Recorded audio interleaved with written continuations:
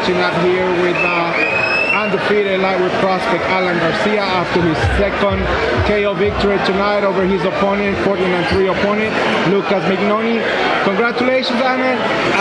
Your U.S. debut. Talk to us about what went down earlier this evening. We went out there the first round, and I was just feeling him out, and I seen that he kept coming forward, and he kept, trying to use his movement to get inside, and so I started catching him with the left hook to the body, and the second round, he came out aggressive.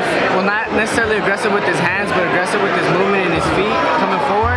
And so to slow him down, I hit him with the body shot, but I hit him with 4 left hooks, and then I hit him to the body. And then instead of slowing him down, it put him down, and he didn't get up. I'm gonna take the opportunity to mention something on this video. I met you a couple of years ago training out of Leo Santa Cruz's gym. At the moment, I didn't know who you were. I know you were being trained by well-respected Coach Gloria. Talk to the fight fans on my channel what your amateur background was and the time that you've been training with Coach Gloria. Yeah. So originally, I am from Ulysses, Kansas, and for the first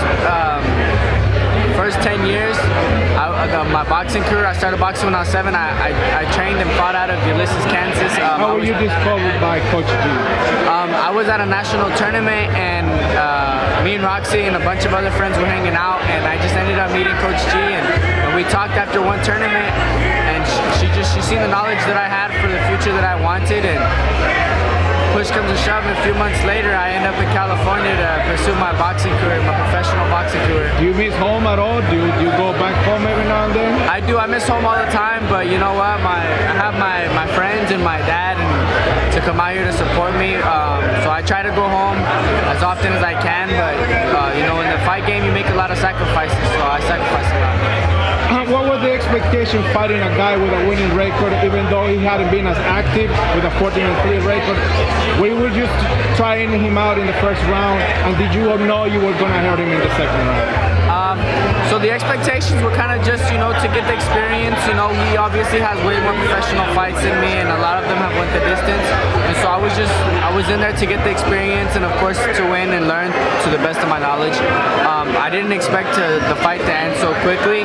I did know that I wanted to stop it maybe in the 4th round, applying the pressure that I have. But it came sooner than expected, and so we're right back to work here soon in April. On another Marv Nation card? Maybe another Marv Nation card, maybe a different card. We just have to see what happens and see what my team can come up with. All right, so your first pro fight you had in Mexico, what was the biggest difference? Was it the noise of the crowd? Was it something that you experienced? What was going through your mind as you were walking to the ring?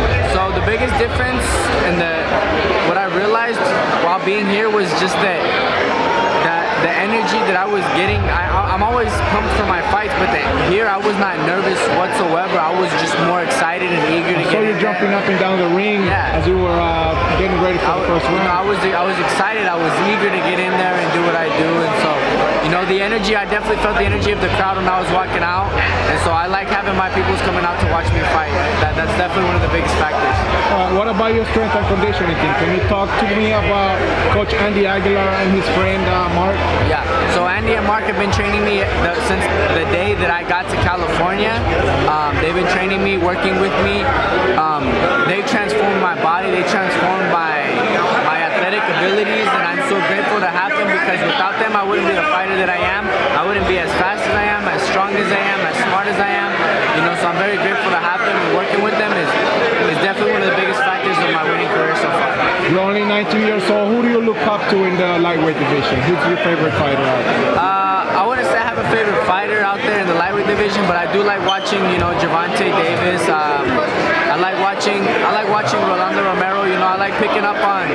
It's not all about the fighting. It's also about the mind tactics and the way that they work in boxing as a general. Not just fighting, but the way that they move around in boxing, whether they're the villain, the good guy. You're a very well-spoken young man. How have you been getting prepared prepare for all this type of exposure, all this type of spotlight? Is it something you've been doing since you were at such a younger, early age in the amateur? Yeah, so the moment I got to LA, I started getting little exposure here and there, and I just got comfortable. I'm a very open fighter, you know. You ask me questions and I'll tell you. I've just been doing a lot of interviews, so I just speak what comes from the heart and the mind.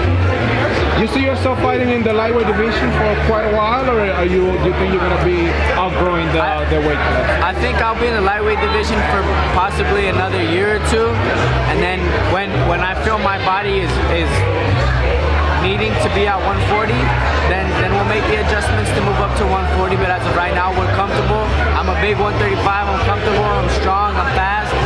So 135 is my home for. You know, tonight your fight was one of the fastest to end with a KO.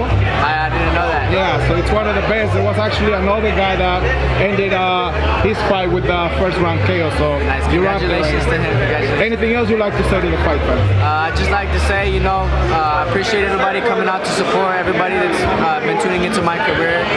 Stay tuned. God has amazing things planned for me, and I'm going to keep working hard. Thank you very much, ladies and gentlemen. Undefeated lightweight prospect Alan Garcia with a victorious KO victory tonight. Thank you very much, Alan. We'll be in touch. Thank you.